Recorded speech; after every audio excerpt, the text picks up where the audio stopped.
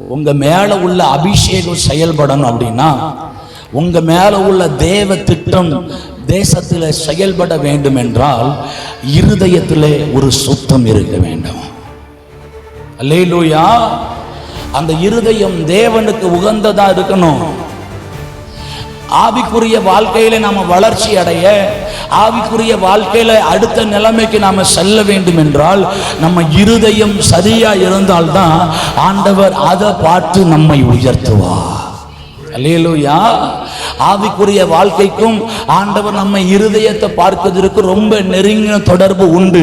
உங்க இருதயம் நல்லா இருந்தாதான் பொறாமை வராது, உங்க இருதயம் நல்லா இருந்தாதான் மேட்டிமை வராது, உங்க இருதயம் நல்லா இருந்தாதான் எல்லாரும் நல்லா இருக்குன்னு சொல்லி நினைப்போம். எல்லாரும் நல்லா இருக்குன்னு சொல்லி யாரு நினைக்கிறாங்களோ அந்த மனுஷனை தான் ஆண்டவர் செலக்ட் பண்ணுகிறா. இவனை கொண்டுதான் பெரிய காரியத்தை செய்ய முடியும்.